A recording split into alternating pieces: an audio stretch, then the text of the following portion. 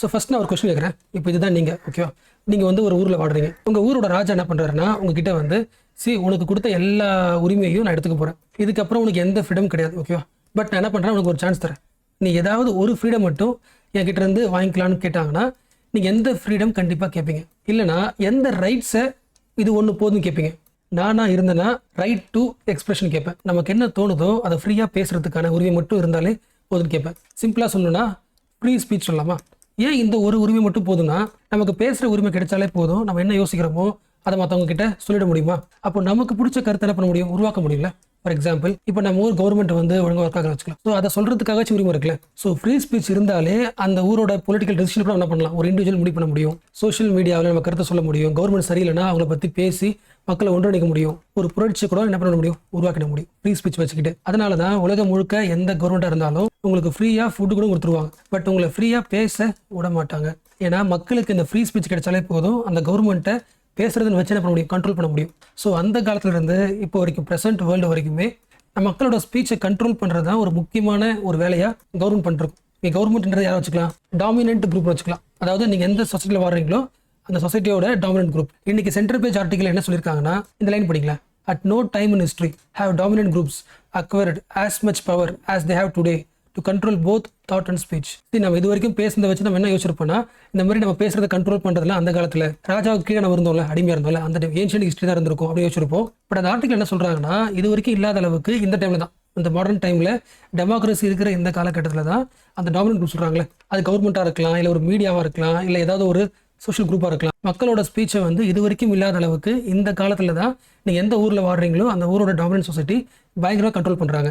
எங்கே வந்து highest form of democracy இருக்கோ அங்கே தான் ஹையஸ்ட் ஃபார்ம் ஆஃப் ஸ்பீச் அப்ரேஷன் இருக்குது. அதாவது சிம்பிளாக சொல்லணும்னா, ராஜா காலத்தில் இப்போ நீங்கள் ராஜாவை எதிர்த்து பேசுறீங்கன்னா நீங்கள் பேசக்கூடாது, என்ன பண்ணுவாங்க, ஜெயிலில் போடுவாங்க, உங்கள் ஸ்பீச்சை கண்ட்ரோல் பண்ணுவாங்க. பட் டெமோக்ரஸி கண்ட்ரியில் இப்போ என்ன ஆகுதுன்னா, அதை விட இன்னும் பயங்கரமாக உங்கள் ஸ்பீச்சை கண்ட்ரோல் பண்ணுற அவசியமே கிடையாது, உங்கள் தாட்ஸை கண்ட்ரோல் பண்ணுவாங்க.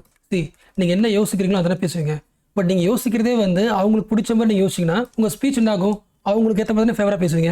அப்போ நீங்கள் என்ன யோசிக்கணுமோ அந்த இன்ஃபர்மேஷன் வந்து உங்களுக்கு டெய்லி வந்துகிட்டே இருக்கும். உங்களோட வே ஆஃப் தாட்டே எப்படி இருக்கும்னா, அந்த டாமினன்ட் குரூப்புக்கு சப்போர்ட் பண்ணுறதா இருக்கும். இந்த சிச்சுவேஷனில் உங்களுக்கு ஃப்ரீடம் ஆஃப் ஸ்பீச் கொடுத்தாங்கன்னா நீங்கள் பேசுகிற எல்லா விஷயமும் ஆட்டோமேட்டிக்காக டாமினன்ட் குரூப்புக்கு சப்போர்ட் பண்ணுறதா இருக்கும். நீங்கள் என்ன யோசிப்பீங்க, நமக்கு தோன்ற எல்லா விஷயத்தையும் நம்மளால ஃப்ரீயாக பேச முடியுது, அப்போ சூப்பர் டெமோக்ரஸின்னு யோசிப்பீங்க. பட் நீங்கள் பேசுறது எல்லாமே அந்த யோசனையை உங்கள் தாட்ஸும் டாமினன்ட் குரூப்புக்கு ஏற்ற மாதிரி லிங்க் பண்ணி வச்சிருவாங்க. அதாவது ஒரு இஷ்யூ நடக்குது வச்சுக்கலாம், அதில் ஒவ்வொருத்தவங்களுக்கும் ஒவ்வொரு பாயிண்ட் ஆஃப் வியூ இருக்கும், தாட் ப்ராசஸ் டிஃப்ரெண்ட்டாக இருக்கும். பட் ஒரு பெரிய மீடியா என்ன பண்ணுன்னா, ஒரு பெரிய கார்பரேட் மீடியா எல்லாரையும் ஒரே மாதிரி சிந்தனைக்குள்ளே கொண்டு வந்துடும். இந்த இஷ்யூக்கு வந்து நம்ம இப்படி தான் யோசிக்கணும், இப்படி யோசிக்கிறதா கரெக்டாக அப்படின்ற மாதிரி உங்கள் தாட்ஸை வந்து கண்ட்ரோல் பண்ணுவாங்க. Homogenisation of thoughts. For example, Indian நேஷனலிசம்ன்றது ஹிந்து நேஷனலிசம் அப்படின்ற இந்த பாயிண்ட் ஆஃப் வியூ, இந்த தாட்டை வந்து ஒரு ஸ்கூல் ஸ்டூடெண்ட் வந்து அவன் ஸ்கூல் புக்கில் படிக்கிறான்னா, இதுக்கப்புறம் வெளியே வந்ததுக்கப்புறம் அவன் எது பேசினாலும் அவனோட ஃப்ரீடம் ஆஃப் ஸ்பீச் யாருக்கு யூஸ் ஆகும், டாமினன்ட் குரூப் தான் யூஸ் ஆகும். ஆக்சுவலாக நம்ம ஏன் இப்போ இதை பற்றி பேசிட்டு இருக்கோம்னா, ஜெய்ப்பூர் தெரியும்ல, ஜெய்ப்பூரில் எப்போதுமே இயர்லி லிட்ரரி ஃபெஸ்டிவல் நடக்கும். ஸோ இந்த இயர் லிட்ரரி ஃபெஸ்டிவலில் அந்த லாஸ்ட் டேல ஒரு டிபேட் வச்சாங்க. சர்வேலன்ஸ், அதாவது மக்களை வந்து என்ன பேசுகிறாங்க, எப்படி யோசிக்கிறாங்க அப்படின்ற சர்வேலன்ஸ் வந்து எந்த காலத்தில் அதிகமாக இருந்திருக்கு, ஏன்ஷியன்ட் டைமா இந்த டைமான்னு பார்க்கும்போது ஆல்மோஸ்ட் எல்லாருமே இந்த டைமில் தான் நம்மளோட கருத்துக்களை அதிகமாக கண்ட்ரோல் பண்ணுறாங்க. டிஜிட்டல் சர்வேலன்ஸ் வழியாக ஆன்லைனில் ஒவ்வொரு இண்டிவிஜுவலோட டேட்டாவையும் ஆன்லைனில் கவர்மெண்ட் மானிட்டர் பண்ணிருக்காங்க. உங்கள் ஸ்பீச்சை வந்து ட்ராக் பண்ண முடியும், உங்கள் ஸ்பீச்சை வந்து சென்சார் பண்ண முடியும். ஃபார் எக்ஸாம்பிள் யூடியூப் வச்சுக்கலாம், இல்லை ஃபேஸ்புக் வச்சுக்கலாம். ஃபார் எக்ஸாம்பிள் ஹேஷ்டாக் வச்சுக்கலாம், ஹேஷ்டாக் மோடின்னு போட்டிருக்கிற எல்லா கமெண்ட்ஸையும் எல்லா போஸ்ட்டையும் மட்டும் ரிமூவ் பண்ணிடுங்கன்னு சொல்லிட்டு சிங்கிள் பட்டனில் ரிமூவ் பண்ண முடியும். எது எல்லாம் கவர்மெண்ட்டுக்கு ஃபேவரான ஆர்குமெண்ட்ஸோ அதை மட்டும் நீங்கள் யூடியூப் ஓப்பன் பண்ண உடனே ஃப்ரண்ட்டில் வர எல்லா ரெக்கமெண்டேஷனும் கவர்மெண்ட் சப்போர்ட்டட் ரெக்கமெண்டேஷனாக இருக்கலாம். இல்லைனா ஒரு பெரிய கார்பரேட் மீடியாவோட பாயிண்ட் ஆஃப் வியூ மட்டும் உங்களுக்கு ஷோ பண்ணலாம். ஸோ டாமினன்ட் குரூப் நினைச்சா உங்களோட ஸ்பீச்சை சென்சார் பண்ண முடியும் அண்ட் உங்கள் தாட்ஸை வந்து ப்ராப்பகேண்டா வழியாக கண்ட்ரோல் பண்ண முடியும். அதாவது கவர்மெண்ட் பாயிண்ட் ஆஃப் வியூ மட்டும் உங்களுக்கு வந்து சேர்ற மாதிரி ப்ராப்பகேண்டாவை மாற்றி அமைக்க முடியும். இதை ஃபர்ஸ்ட் கண்டுபிடிச்சு சொன்னது யாருன்னா ஆண்டனியோ கிராம்சி. அவர் தான் என்ன சொல்றாருன்னா, நீங்கள் வந்து ஒரு பெரிய டெமோக்ராட்டிக் கண்ட்ரியில் வாடுற மாதிரி இருக்கும், நீங்கள் ஃப்ரீயாக பேசுகிற மாதிரி இருக்கும், பட் ஆல்ரெடி உங்கள் தாட்டை கண்ட்ரோல் பண்ணியாச்சு, அந்த ஊரோட மீடியா உங்கள் தாட்ஸை கண்ட்ரோல் பண்ணிட்டாங்க. ஸோ நீங்கள் பேசுகிற எல்லா ஐடியாவும் யாருக்கு சாதகமாக இருக்குன்னா, ஆல்ரெடி டாமினண்ட்டாக இருக்கிற அந்த குரூப்போட பவர் அதிகமாக்கிறதா இருக்குது. அவங்களோட ஹெஜிமோனியை, அவங்களோட அதிகாரத்தை இன்னும் உங்களோட ஃப்ரீடம் ஆஃப் ஸ்பீச் வந்து அதிகமாகிட்டு தான் இருக்குது. ஆக்சுவலாக இப்போ நம்ம ஃப்ரீ தாட் பற்றி பேசுகிறோம்ல, இப்போ ஏன் பேசுகிறோம்னா, அமெரிக்காவில் வந்து ஒரு ஜெர்னலிஸ்ட் அவர் என்ன பிளான் பண்ணியிருக்காருன்னா, இந்த உக்ரைன் ரஷ்யா வார் இருக்குல்ல, இந்த உக்ரைன் ரஷ்யா வாரை பற்றி அமெரிக்காக்குள்ள ஒரு நியூஸ் வருதுல்ல, அந்த எல்லா நியூஸும் எப்படி வருதுன்னா, உக்ரைன் பிரசிடென்ட் இருக்காருல்ல, அவர் பேசுகிற வீடியோ மட்டும் தான் அமெரிக்கா முழுக்க நிறைய சர்க்குலேட் ஆகுது தவிர, ரஷ்யா பிரசிடென்ட் புடின் இருக்கார்ல, அவரோட பாயிண்ட் ஆஃப் வியூ என்னன்னு சொல்றதுக்கான அமெரிக்காவில் எந்த மீடியாவும் சொல்ல மாட்டேங்கிறாங்க. அப்போ 2 பேரோட பாயிண்ட் ஆஃப் வியூ கேட்காமலே அமெரிக்கன் பீப்புள் வந்து ஒரு சர்டன் ஐடியாவை மைண்டில் யோசிக்கிறாங்க. ஸோ அந்த ஜேர்னலிஸ்ட் வந்து ரஷ்யாவோட பிரசிடென்ட்டை இன்டர்வியூ எடுக்கிறதுக்கு பிளான் பண்ணியிருந்தாங்க. பட் இவர் என்ன பண்ணிட்டாங்கன்னா வேலையை விட்டு தூக்கிட்டாங்க. ஏன்னா இப்போ பிரசிடென்ட் புட்டினோட இன்டர்வியூ வீடியோஸ் அதெல்லாம் யூஎஸ்குள்ளே வந்துச்சுன்னா மக்களோட தாட்ஸ்குள்ள இவரோட பாயிண்ட் ஆஃப் வியூ வந்து சேர்ந்துருமா? அப்போ தாட் கண்ட்ரோல் ஆகிடும், வீக் ஆகிடும் தானே. Yes. So what is the conclusion? ஒரு ஸ்டூடெண்ட்டாக நாம என்ன பண்ணலாம்? ஃபஸ்ட்டு நம்ம மைண்டுக்குள்ளே இருக்க தாட்ஸ் இருக்குல்ல, நம்ம தாட்ஸ் வந்து ஆல்ரெடி கண்ட்ரோல் ஆகப்பட்டிருக்கா அப்படின்றத செல்ஃப் அனலைஸ் பண்ணணும். அதுக்கு என்ன பண்ணணும்? நீங்கள் டெய்லியும் ஃபாலோ பண்ணுற எல்லா சோஷியல் மீடியா பேஜும், ஃபார் எக்ஸாம்பிள் யூடியூப் ஓப்பன் பண்ணிங்கன்னா உங்களுக்கு டெய்லியும் வர்ற இன்ஃபர்மேஷன் நியூஸ் இருக்குல்ல, நீங்கள் அப்சர்வ் பண்ணுறீங்களே, கன்சியூம் பண்ணுறீங்களே, அது வந்து டாமினன்ட் செக்ஷனோட மீடியாவா? அந்த மீடியா வந்து டிஃப்ரெண்ட் பெர்ஸ்பெக்டிவ்ஸை உங்களுக்கு சொல்லுதா? நீங்கள் ஒரு விஷயம் பேசுறதுக்கு முன்னாடி, உங்களோட ஃப்ரீடம் ஆஃப் ஸ்பீச்சை ப்ராக்டிஸ் பண்ணுறதுக்கு முன்னாடி அந்த தாட்ஸ் இருக்குல்ல, உங்கள் தாட்ஸோட சோர்ஸ் எது? எட்டிமாலஜி ஆஃப் யுவர் திங்கிங், உங்களோட திங்கிங்கோட சோர்ஸ் எது? அதை வெரிஃபை பண்ணிக்கங்க. மல்டிபிள் சோர்ஸ்லேருந்து கலெக்ட் பண்ண தாட்ஸ் அது அப்படின்றத அனலைஸ் பண்ணிக்கங்க. ஸோ மீடியாவோட நெரேட்டிவை அப்படியே கன்சியூம் பண்ணாதீங்க. ஆக்சுவலாக இப்போ நம்ம பேசுனது வந்து இந்தியா பேஸ்ட் கிடையாது, குளோபல் பேஸ்ட். அதாவது உலகம் முழுக்க எல்லாருக்குமே இருக்கிற கொஸ்டின் என்னன்னா, குளோபல் லெவலில் பவர்ட்டி இருக்குது, ஹங்கர் இருக்குது, எக்ஸ்பிளாய்டேஷன் இருக்குது, இன்இக்வாலிட்டி பயங்கர அதிகமாக இருக்குது. இவ்வளோ இருந்தும் மார்க்ஸ் சொல்கிற ரெவல்யூஷன் ஏன் வர மாட்டேங்குது? மக்களால் ரெவல்யூஷனாக ஏன் யோசிக்க முடியல? அதுக்கு என்ன ரீசன்னா, பீப்புள் வந்து சைக்காலஜிக்கலி ஆல்ரெடி அப்ரெஸ்ல இருக்காங்க. அவங்களோட தாட்ஸ் வந்து ஆல்ரெடி சப்ரஸ் பண்ணப்பட்டிருக்கு. ஸ்கூல்ல இருந்தே ஒரு ஸ்டூடெண்டோட தாட்ஸை வந்து அப்ரெஸ் பண்ணியாச்சு. அவன் எப்படி யோசிக்கணும், ஒரு ஸ்டூடெண்ட் வந்து எப்படி ஒபீடியண்டா இருக்கணும் சொசைட்டில அப்படின்னு ஒபீடியன்ஸே சொல்லி கொடுத்து பழகிட்டாங்க. அவனுடைய தாட்ஸ் முழுக்க ஒபீடியன்ஸாக தான் இருக்குமே தவிர ரெவல்யூஷனரியா இருக்காது. அந்த தாட்ஸ் எப்படி கொண்டு வரலாம்? சிம்பிள் ஐஏஎஸ் ஆஃபீஸரால கூட கொண்டு வர முடியும். நீங்க போற டிஸ்ட்ரிக்ட்ல இருக்கிற ஸ்கூல்ஸ் என்ன பண்ணலாம்? நீங்க மானிட்டர் பண்ணலாம். அங்கே எக்ஸ்ட்ரா ஒரு பீரியட் வச்சு கிரிட்டிக்கல் திங்கிங்கை இம்ப்ரூவ் பண்ண முடியும். ப்ராப்ளம் பேஸ்ட் லேர்னிங்கை உருவாக்க முடியும். ப்ரீ தாட், ப்ரீ ஸ்பீச், இது எல்லாத்தையுமே ஈஸியாக இம்ப்ரூவ் பண்ண முடியும். ஸோ ஆல்மோஸ்ட் அந்த ஆர்டிகளோட கம்ப்ளீட் தீம் நான் முடிச்சாச்சு. பட் அந்த ஆர்டிக்கலில் ஒரு 2 ஃபேக்ட் வந்து கோட் பண்ணியிருக்காங்க, ஒரு டிஃப்ரெண்ட் பெர்ஸ்பெக்டிவ்ல. நான் அதையும் சொல்லிடுறேன். 1940s கூட, அந்த டைமில் கூட வந்து ஃப்ரீடம் ஆஃப் ஸ்பீச்சை வந்து கண்ட்ரோல் பண்ணியிருக்காங்க. அதுக்கு ஒரு எக்ஸாம்பிள் யூஎஸ்ஏவோட ஒரு முக்கியமான பிரசிடென்ட் வூட்ரோ வில்சன். ஆக்சுவலாக இவர் ஏன் கோட் பண்ணுறாங்கன்னா, இவர் வந்து ஒரு ப்ராக்ரஸிவ் கட்சியை சேர்ந்த ஒரு பிரசிடென்ட். பட் அவர் என்ன பண்ணியிருக்காருன்னா, வேர்ல்டு வார் டைமில் யூஎஸ்ஏ கண்ட்ரிக்குள்ள என்ன மாதிரி கருத்துக்கள், என்ன மாதிரி பாயிண்ட் ஆஃப் வியூ வந்து உள்ள வரணுன்றதை ஃபில்டர் பண்ணியிருக்காரு. ஒரு 4 பேர் கொண்ட குழு மாதிரி, 4 மினிட் மென் கமிட்டி பேர் வச்சுக்கலாம், ஒரு 4 பேர். அவங்க என்ன பண்ணுவாங்கன்னா, அமெரிக்காவில் சம்டைம்ஸ் ஒரு ஸ்ட்ரீட்டில் வந்து மக்களை ஒன்றா சேர்த்து கவர்மெண்ட் இப்போ என்ன பண்ணிட்டு இருக்கு அப்படின்னு கவர்மெண்ட் சப்போர்ட்டான பாயிண்ட்ஸை வேர்ல்டு வார் டைமில் அனௌன்ஸ் பண்ணிருப்பாங்க. அதாவது ப்ராப்பகண்டா பண்ணிருப்பாங்க. ஸோ அவங்க என்ன சொல்கிறாங்களோ அதுதான் மக்களோட மைண்ட் செட்டுக்குள்ளே போயிட்டு ஐடியாவாக உட்காந்துரும். ஸோ யூஎஸ் பீப்புளும் வேர்ல்டு வாருக்கு ஃபேவரபுளாக இருந்தாங்க. ஸோ இது ஒரு எக்ஸாம்பிள் வந்து அந்த ஃபேக்டை அந்த ஆர்டிக்கலில் கோட் பண்ணியிருந்தாங்க. நம்ம எக்ஸாம் கரெக்டாக யூஸ் பண்ண முடியாது, பட் அந்த ஆர்டிக்கலில் கொடுத்தாலும் சொல்கிறேன். ஆனால் இன்னொரு பாயிண்ட், எலான் மஸ்க் உங்களுக்கு தெரியும்ல. ஸோ அவரோட ஒரு முக்கியமான ஒரு கம்பெனி இருக்குல்ல, நியூரால் லிங்க்னு கம்பெனி, பேரே தெரியுதுல்ல. எஸ், ஹியூமனோட பிரெயின் இருக்குல்ல, பிரெயினையும் மெஷினையும் கனெக்ட் பண்ணுற ஒரு கம்பெனி, அதுக்கு ரிசர்ச் பண்ணுற ஒரு கம்பெனி தானே. ஃபார் எக்ஸாம்பிள், இப்போ உங்களால் வந்து ஆக்டிவாக செயல்பட முடியல, பட் நீங்கள் பிரெயினில் என்ன யோசிக்கிறீங்கன்னு கண்டுபிடிக்கிறதுக்கு ஒரு மெஷினை உங்கள் பிரெயினில் கனெக்ட் பண்ணிட்டா நீங்கள் என்ன யோசிக்கிறீங்களோ அது மெஷினே லேர்ன் பண்ணி வெளியே சொல்லணும். அந்த ரிசர்ச் தான் நடந்துட்டு இருக்கு. மேபி ஃபியூச்சரில் இதோட அட்வான்ஸாக ஒரு மெஷினில் என்ன இருக்கோ அதை வந்து ஹியூமன் பீங்கோட பிரெயினில் ஃபீட் பண்ணுற மாதிரி டெக்னாலஜி அப்டேட் ஆகலாம். ஸோ டாமினன்ட் குரூப்புக்கு என்ன தேவையோ, என்ன இன்ஃபர்மேஷன் தேவையோ அந்த மெஷினை வந்து ஹியூமன் பீயிங் மைண்டுக்குள்ளே ஈஸியாக ஆட் பண்ணுற முடியும். ஸோ ஃபியூச்சரில் இன்னும் நம்மளோட ஃப்ரீடம் ஆஃப் ஸ்பீச், நம்மளோட ப்ரைவசி வந்து இன்னும் கொஞ்சம் இன்வைட் ஆகும். அதுக்கு ஒரு எக்ஸாம்பிளாக ஒரு நெட்ஃப்ளிக்ஸில் ஒரு சீரியஸ் கொடுத்துருக்காங்க, Black Mirror. So Netflix series போட்டிருந்தாங்க, மேபி ஃப்ரீ டைமில் பார்க்கலாம். ஸோ இதெல்லாம் அந்த ஆர்டிக்கலில் கொடுத்துருந்த ஃபேக்ட்ஸ். அடுத்து நீ சென்டர் பேஜில் இதில் வந்து பாப்புலேஷன் கமிட்டி பற்றி ஒரு ஆர்டிக்கல். ஸோ பாப்புலேஷன் கமிட்டியை பற்றி நம்ம பார்க்குறதுக்கு முன்னாடி ஃபஸ்ட்டு இந்தியாவோட பாப்புலேஷன் வந்து இன்னும் அடுத்த ஒரு 5 இயர்ஸில் 10 இயர்ஸில் ஒரு ஷிஃப்ட் வரப்போகுது. அதாவது இந்தியாவோட பாப்புலேஷனோட ஸ்ட்ரக்சரில் சில சேஞ்ச் வரப்போகுது. ஃபார் எக்ஸாம்பிள் சில சொல்லலாம், 1960s இருந்த ஒரு உமனுக்கும் 1990s இருக்கிற உமனுக்கும் 2020 வச்சுக்கலாம், 2040 வச்சுக்கலாம். இதில் எந்த பெண்களுக்கு வந்து அதிகமான குழந்தைகள் இருக்கும்? 60 சொல்லலாமா, 80 சொல்லலாமா? அண்ட் வருஷங்கள் போக போக என்ன ஆகுது அண்ட் என்ன ஆகலாம்? உமன் வித் ஃபியூவர் சில்ட்ரன் ஆகுமா? அதாவது இந்தியாவில் ஃபியூச்சர் உமன் நீங்கள் எடுத்து பார்த்தீங்கன்னா மேரேஜுக்கு அப்புறம் அவங்க குழந்தை பெற்றுக்கிறது கம்மியாக இருக்குமா? மேபி இப்போ 2 குழந்தை பெற்றுக்கிறாங்களா, மேபி என்ன ஆகும், ஒன்றா மாறுமா? ஸோ ஒரு ஷிஃப்ட் ஆகுதுல்ல, இந்த பாப்புலேஷனில் ஒரு ஷிஃப்ட் ஆகுதுல்ல. அடுத்து நீங்கள் சொல்லி பார்க்கலாம், ஃபியூச்சரில் 2030, 40 இம்ப்ரூவ் ஆகும்போது இந்தியாவோட பாப்புலேஷனில் வேறு என்னென்ன சேஞ்ச் பார்க்கலாம்? நாம யார், யங்ஸ்டர்ஸா? ஸோ ஃபியூச்சரில் நம்ம என்ன மாறிடுவோம், இந்தியாவுடைய ஒர்க் ஃபோர்ஸாக மாறிடுவோமா? ஸோ ஃபியூச்சரில் அடுத்த ஒரு 10 வருஷத்தில் நிறைய யங்ஸ்டர்ஸ் ஒர்க் ஃபோர்ஸில் ஜாயின் ஆகிடுவாங்க. ஸோ ஒர்க்கிங் ஏஜ் பாப்புலேஷன் ஃபியூச்சரில் இந்தியாவில் அதிகமாக இருக்குமா? அப்போ நம்ம அப்பா அம்மாவுக்கு என்ன ஆகும், வயசு அதிகமாகுமா? எல்டர்லி பாப்புலேஷன் இந்தியாவில் அதிகமாகிட்டே இருக்கும். அப்போ இதில் என்ன இருக்குது இந்த சினாரியோவில், ஃபியூச்சர் இந்தியாவோட பாப்புலேஷன் சினாரியோவில் சில பாசிட்டிவ்ஸ் இருக்குது, சில நெகட்டிவ்ஸ் இருக்கா? இந்த பாசிட்டிவ்ஸை எப்படி யூஸ் பண்ணிக்கணும் இந்தியா தன்னோட எக்கனாமியில் இம்ப்ரூவ் பண்ணிக்கிறது, அண்ட் நெகட்டிவ்ஸை எப்படி சொசைட்டியில் இம்பாக்ட் ஆகாமல் யூஸ் பண்ணிக்கிறது. அதுக்கான கமிட்டி தான் பாப்புலேஷன் கமிட்டி கவர்மெண்ட் போட்டிருக்காங்க. ஸோ ஒரு கண்ட்ரியோட பாப்புலேஷனுக்கும் அந்த கண்ட்ரியோட எக்கனாமிக் க்ரோத்துக்கும் ஒரு லிங்க் இருக்குல்ல. ஸோ 2030 இந்தியாவோட பாப்புலேஷன் ஒரு 1.46 பில்லியன், அதாவது 146 கோடி மக்கள் இருப்பாங்க அப்படின்னு ஒரு டேட்டா இருக்குன்னா அது வெறும் டேட்டா கிடையாது, அதுக்கும் எக்கனாமிக் லிங்க் இருக்கா. இதில் மெஜாரிட்டி பேர் வந்து ஒர்க் ஃபோர்ஸில் இருந்தாங்கன்னா இந்தியாவோட எக்கனாமிக் ஜிடிபி அதிகமாகுமா? அதிலே வயசானவங்க அதிகமாக இருக்காங்கன்னா எக்கனாமி என்ன ஆகிடும்? குறைஞ்சிருமா? இல்லை எப்படி யோசிங்களேன், அந்த 146 கோடியில் வந்து ஒர்க் ஃபோர்ஸ் இருக்காங்களே, ஒர்க் பண்ண ரெடியாக இருக்காங்களே, அவங்க யாருக்குமே எம்ப்ளாய்மெண்ட் கவர்மெண்ட் தரல, என்ன ஆகும்? எக்கனாமிக் கிரைசிஸ் உருவாகுமா? ஒரு வேலை கொடுத்து இந்த யங்ஸ்டர் இருக்காருல்ல, ஒர்க் ஃபோர்ஸில் வேலை கிடைச்சிச்சு, பட் அவருக்கு என்ன இல்லை, ஸ்கில் இல்லை, என்ன ஆகும்?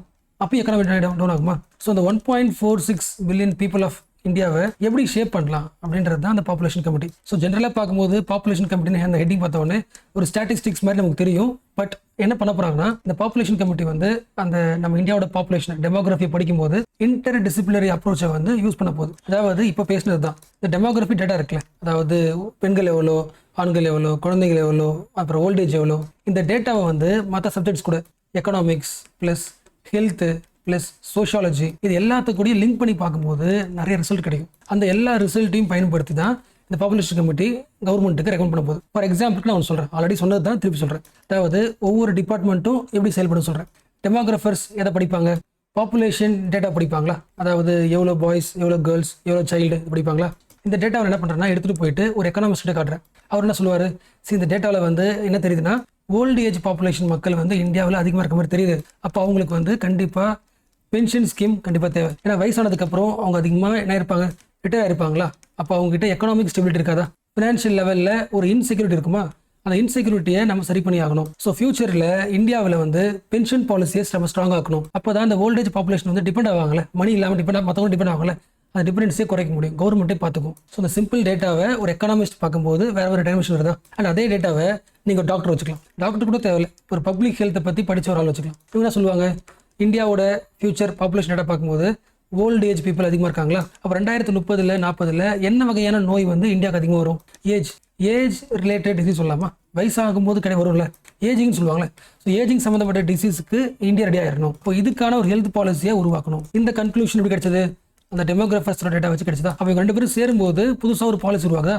அது கவர்மெண்ட் பயன்படுத்திக்கும். அடுத்து சேம் பாப்புலேஷன் டேட்டாவை ஒரு சோஷியாலஜிஸ்ட்டை கொண்டு போகிறாங்க வச்சுக்கலாம். ஃபியூச்சரில் இந்தியாவுடைய ஃபேமிலி ஸ்ட்ரக்சர் மாற வாய்ப்பு இருக்குது. ஏன்னா இப்போ வந்து ஒரு ஃபேமிலியில் 2 குழந்தை பெற்றுக்கிறாங்கன்னா 2030 40 ஒரு குழந்தை தான் இருக்கும். ஸோ ஃபேமிலி ஸ்ட்ரக்சர் வந்து ஃபியூச்சரில் மாற வாய்ப்பு இருக்குது. ப்ளஸ் அந்த ஃபேமிலிக்குள்ளே கண்டிப்பாக ஒரு ஓல்டேஜ் ஒரு ஆள் இருப்பாங்க.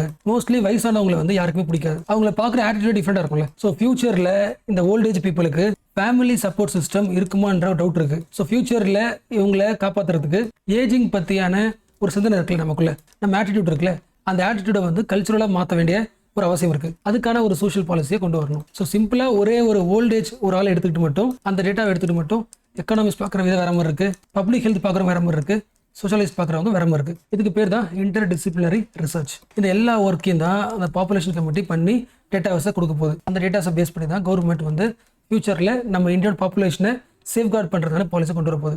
ஸோ ஆல்மோஸ்ட் முடிஞ்சாச்சு. இப்போ சில ஃபேக்ட் பார்க்கலாம். யுனைடெட் நேஷன் இந்தியாவோட பாப்புலேஷனை பற்றி என்ன யோசிக்குது?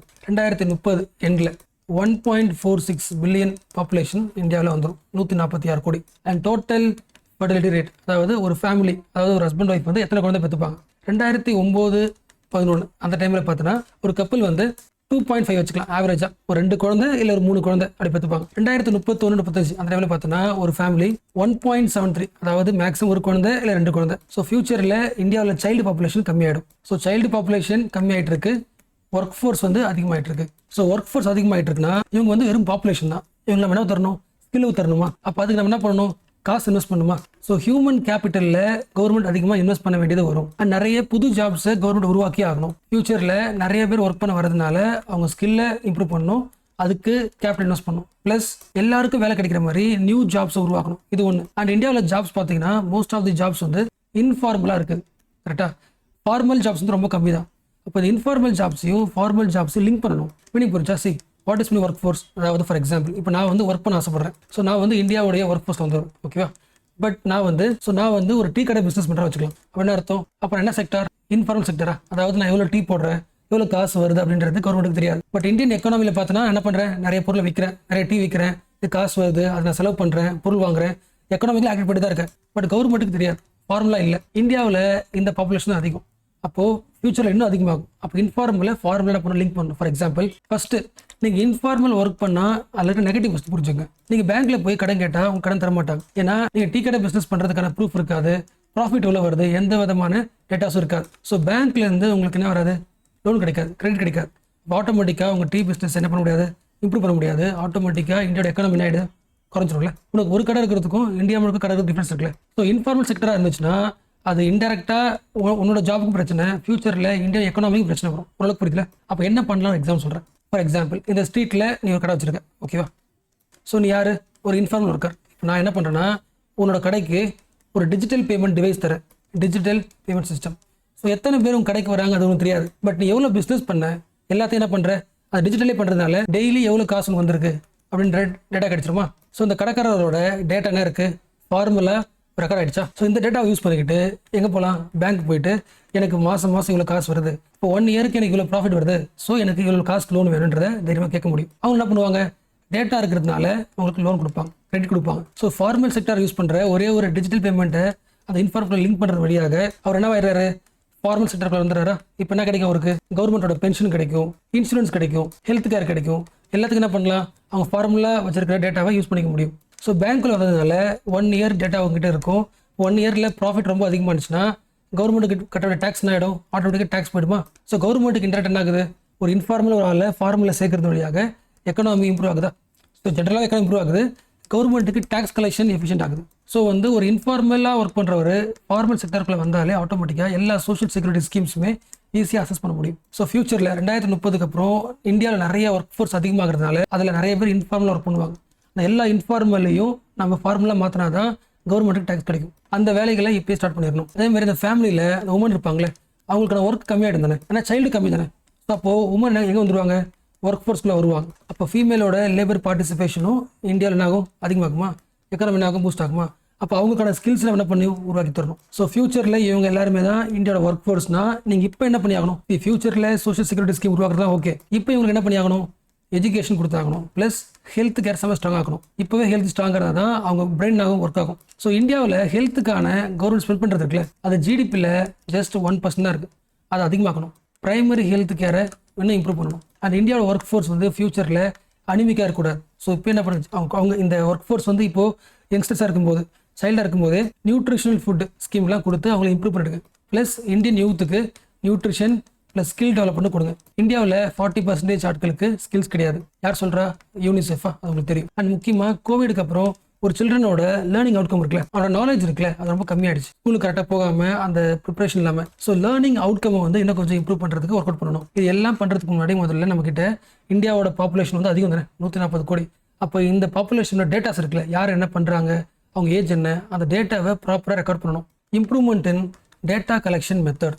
இந்த டேட்டா கலெக்ஷனில் வந்து டெக்னாலஜியை வந்து இம்ப்ளிமெண்ட் பண்ணணும். அண்ட் அதர் கண்ட்ரீஸில் பாப்புலேஷன் டேட்டாவை எப்படி மேனேஜ் பண்ணுறாங்க அப்படின்ற இன்டர்நேஷனல் கொலாபரேஷன் தேவை. ஃபார் எக்ஸாம்பிள் யுனைடெட் நேஷனோட பாப்புலேஷன் டிவிஷன், வேர்ல்டு பேங்க்ல மற்ற கண்ட்ரீஸ், குளோபல் லெவலில் இருக்கிற பெஸ்ட் ப்ராக்டிசஸ் அது எல்லாத்தையுமே யூஸ் பண்ணிக்கணும். இதெல்லாம் பயன்படுத்தும் போது தான் இந்தியாவோட ஒர்க் ஃபோர்ஸை வந்து எஃபிஷியண்டாக யூஸ் பண்ணி இந்தியாவோட ஜிடிபியை இம்ப்ரூவ் பண்ண முடியும்.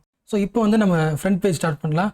இந்த ஃப்ரண்ட் பேஜில் இந்த ஃபஸ்ட் நியூஸ் இருக்குல்ல, இந்த நியூஸ் வந்து ஒரு பெரிய எக்ஸாம்பிள். அந்த ஃபஸ்ட்டு ஒரு எடிட்டோரியல் பார்த்தோம்ல, அதாவது நம்மளோட தாட்ஸை வந்து கண்ட்ரோல் பண்ணுற பார்த்தோம்ல, அதுக்கு வந்து இந்த நியூஸ் சொல்லலாம். இப்போ இருக்கிற கவர்மெண்ட் என்ன பண்ணியிருக்குன்னா, லாஸ்ட் 10 இயர்ஸில் இந்தியாவோட எக்கானமி எப்படி இருந்திருக்கு அப்படின்னு ஒரு டாக்குமெண்ட் ரெடி பண்ணியிருக்கு. அதுக்கு பேர் white paper.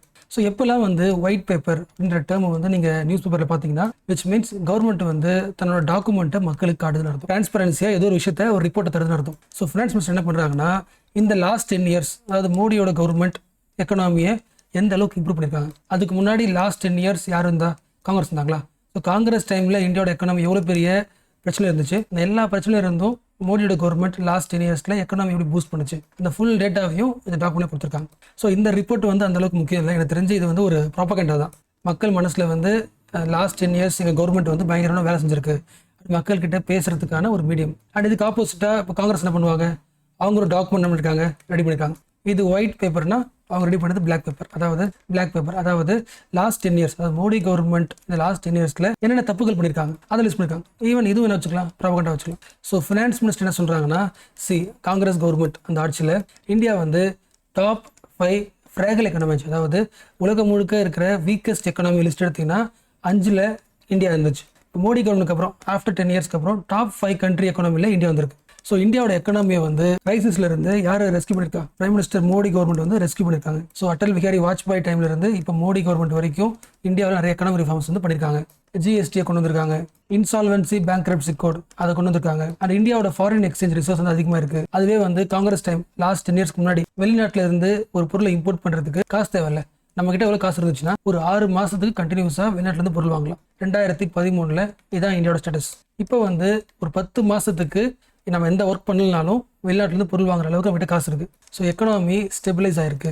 Foreign direct investment, நிறைய ஃபாரின் கம்பெனிஸ் வந்து இந்தியாவில் இன்வெஸ்ட் பண்ணி எக்கனாமியை பூஸ்ட் பண்ணியிருக்கு. பிளாக் மணி, கரப்ஷன், இந்த ஆக்டிவிட்டிஸை வந்து ஸ்டாப் பண்ணிருக்கு. இந்த எல்லா பாயிண்ட்டுமே ஒரு காமன் மேன் வந்து ஒரு நியூஸ்ல கேட்கும்போது இந்த தாட்ஸ் எல்லாம் அவனோட ஐடியாவா மைண்டுக்குள்ள செட்டில் ஆயிடும். என்ன ரீசன்னா இவனுக்கு வந்து எஜுகேஷன் அந்த அளவுக்கு இல்லை. அதாவது இந்தியாவோட ஹிஸ்ட்ரி கூட படிச்சிருப்பான் ஸ்கூல்ல, பட் இவனுக்கு இந்தியாவோட எக்கனாமிக் ஹிஸ்ட்ரி தெரியல.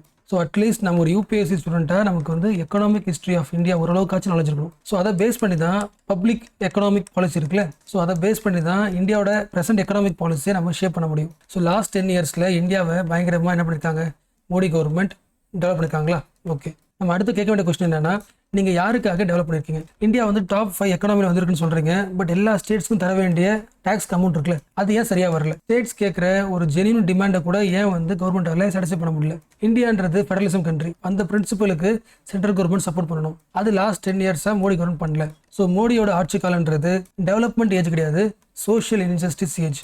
Unemployment, inflation, farmers protest, Muslim பீப்புளோட அகிடேஷன், நார்த் ஈஸ்ட்ல நடந்த பிரச்சனைகள், அதாவது மணிப்பூர் இஷ்யூ, சைனா கூட அந்த பார்டர் இஷ்யூ, இது எதையுமே சால்வ் பண்ணாத கவர்மெண்ட் தான் லாஸ்ட் 10 இயர்ஸ்ல இருந்திருக்கு. இது யார் சொல்றா? காங்கிரஸ் பப்ளிஷ் பண்ண அந்த பிளாக் டாக்குமெண்ட். அண்ட் ஃப்ரண்ட் பேஜ்ல அடுத்து முக்கியமான நியூஸ்னா இங்க ரைட் சைடு பாருங்களேன், இந்த வில் ஸ்கிராப் ஃப்ரீ மூவ்மெண்ட் ரெகிம் இருக்குல்ல, இது முக்கியம்.